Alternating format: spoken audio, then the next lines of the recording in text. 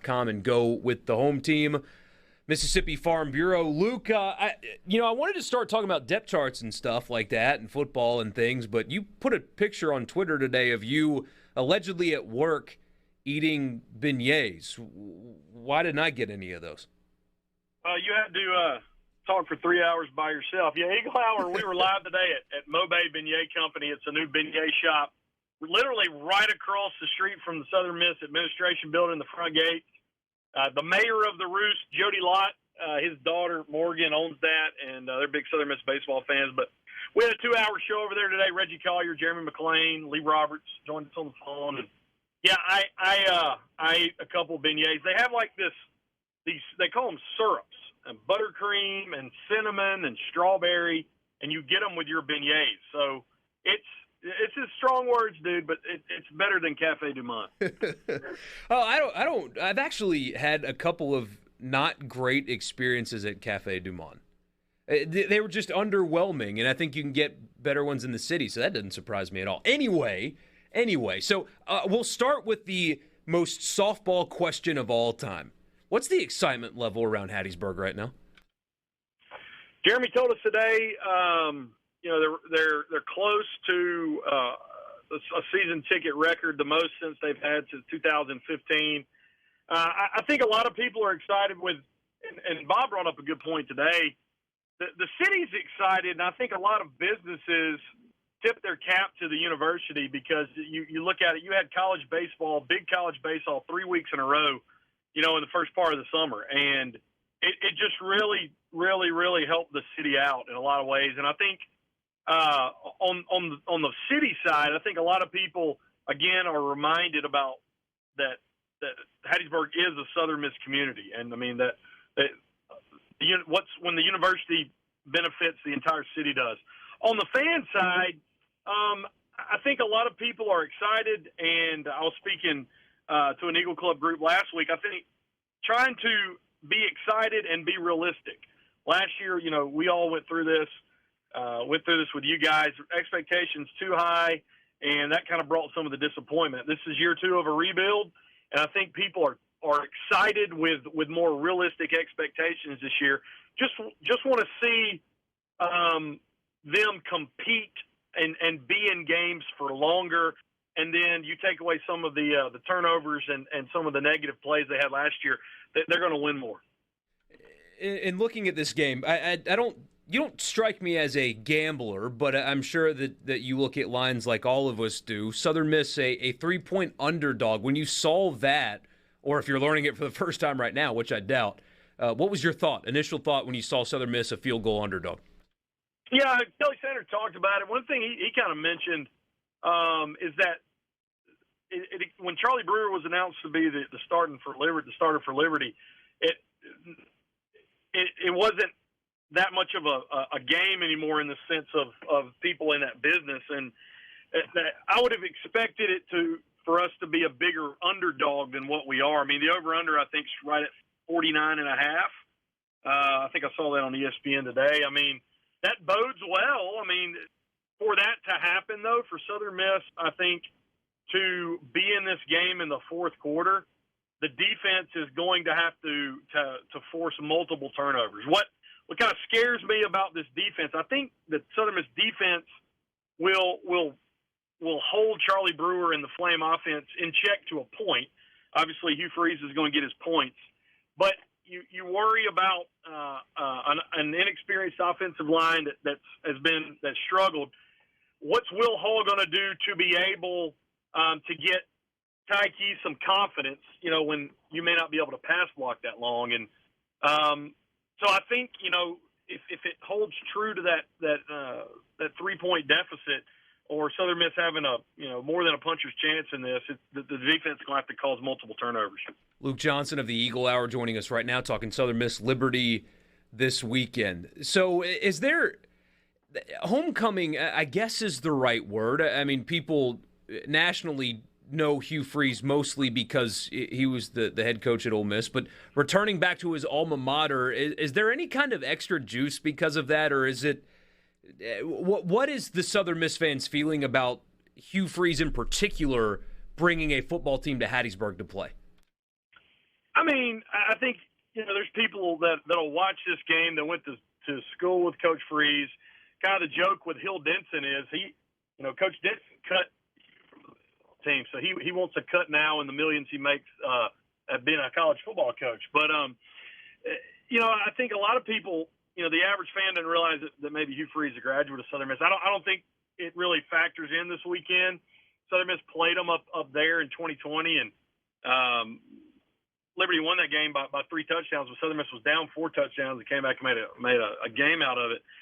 I don't think it really factors in more than it's a quality opponent. They've won 26 games in the last 3 years. I think when you look at who's played in the Rock the last 5 or 6 years, this is one of the better teams that's come in. So from that perspective, it's a quality opponent with a coach from a national college football perspective, not as a Southern Miss grad. So Will Hall releases his depth chart. Apparently in college football, it's becoming a thing where we're weird about depth charts. You had, for example, Ole Miss released one and then deleted it quickly and then released another one, which was slightly different. Sark at Texas isn't doing one at all. You've got some places with 13 players starting on their defense. You've got oars everywhere. You've got Mark Stoops at Kentucky saying that he's got players that are serving a suspension, and then when he's asked about it, he says, well, I didn't say they were suspended. The whole depth chart thing's a joke, and then Will Hall releases his, and I look at the offense, not a single oar on the offensive depth chart for Southern Miss. That's uncommon now. Yeah, there's a couple, but there's no starters. Right. So to your point, there's some on defense, there's a couple, but offensively, the starters are there. And what I liked about the offense, just to throw the wrinkle in, the superbacks on there, which I think, even if they don't show the superback, I think they will to help Ty Keys out. I think that generates some excitement from what we saw last year. But, to your point, particularly on the offensive line, I mean, nothing really changed on here. DeMarcus Jones isn't listed as a starting wide receiver. It's probably because he's still injured, not available. But I mean, this is kind of what we've talked about the last 2 weeks, all these names. Some of the backups are different, especially on the offensive line. If you look at right tackle Kyron Barnes from Adams County Christian, he's a baby. He's a true freshman, and he is the number 2 right tackle for this offense. So, a few of those are surprising on the offensive side of the ball. It does look like, though, up front, I mean, to your point, after a veteran is a freshman, but looking across the offensive line, senior, third-year sophomore, fourth-year junior, fourth-year junior, fifth-year senior. And those are guys, Bryson Mays moved around a lot. He'll be a good center. You might see Calvin McMillan, who is a transfer, obviously, from Mississippi State. I don't know, Borky, if you've seen how much Tykeem Doss weighs, but he could have put several beignets away with us today. 6'5", 373 at left tackle. I feel like the left side of the line probably a little more secure, which is where you want it to be. But I do think McMillan is going to play sooner than later. Paul Gaynor, a senior on the right tackle side. I don't know if they're going to throw Barnes in there. Gaynor has struggled a little bit, but got better in the off season. The twos have been really fluid on the offensive line in camp, so it'll be interesting to see if the front five or the starting five get any relief. Who will be in there this Saturday? We'll look at the defense when we come back from this break. We're up against a hard break, and Luke's going to join us on the other side as well. We'll talk about the defense where there are oars everywhere, but considering the bodies on the defensive line, it may not be the worst thing, so we'll talk about that. You guys want to be a part of the conversation, we'd love to have you on the text line, 601-879-4395. That's the C Spire text line, 601-879-4395. I also have a poll out there asking which of the 3 teams, the 3 FBS teams in this state, do you think are most likely to cover? Luke, real quick, with just inside of a minute left, if you had to pick which team was most likely to cover, Ole Miss -22, Mississippi State -15.5, Southern Miss +3, who do you think has the best chance of actually covering that line? I don't want to be a homer. I do think that it will be interesting in Oxford maybe for a quarter and a half, maybe a half. I think Mississippi State will cover against Memphis. All right, fair enough. We'll look at the Farm Bureau phone line, check out favorites.com, and go with the home team, Luke Johnson of the SuperTalk Eagle Hour. We're looking at Southern Miss's depth chart, went through the offensive side. No oars in starting spots anyway on the offensive side, but Luke, kind of the exact opposite issue on defense, or it may not be an issue at all.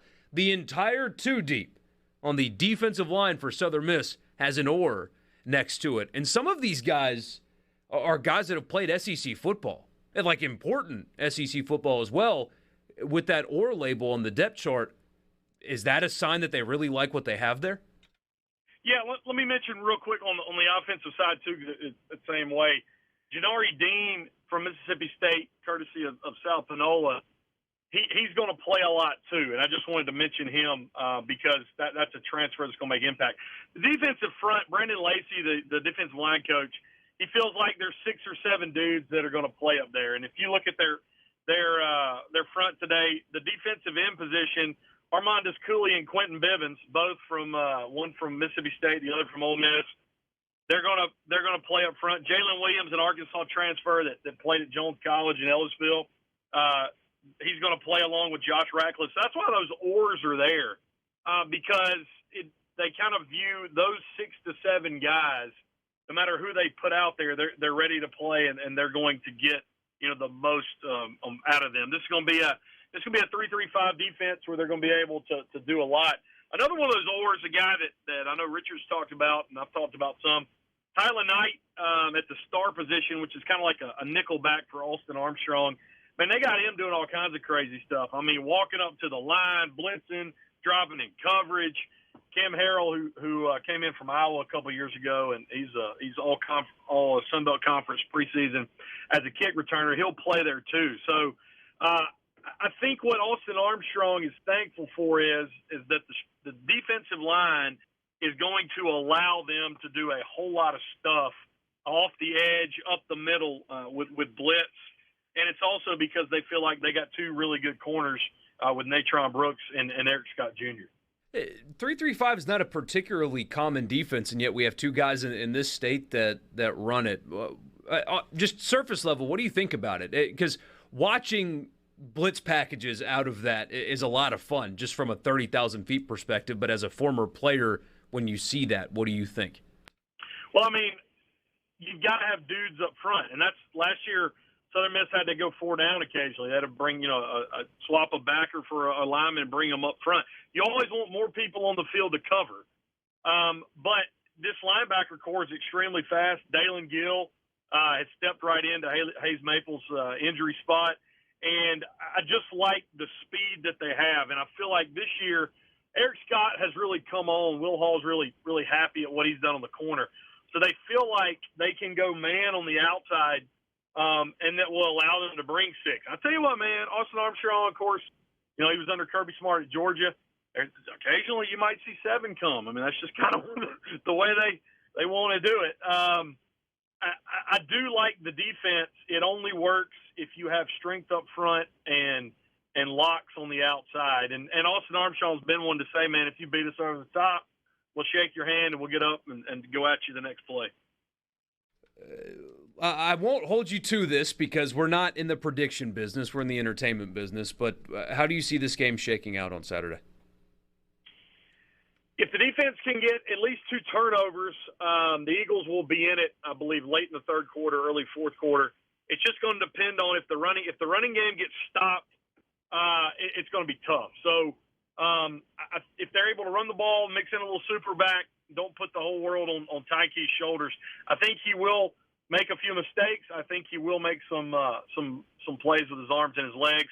I could see Liberty winning this game by 10 points or more, and I could see Southern Miss, winning it on a late field goal or winning it on a late touchdown. I'll hope it's the latter and not the former. Luke, thanks again for your time as always. Looking forward to talking to you, hopefully a couple times a week, every week during the season. Sounds good, Michael. Have a great day. You too, man. That's Luke Johnson on the Farm Bureau guest line. Check out favorites.com and go with the home team.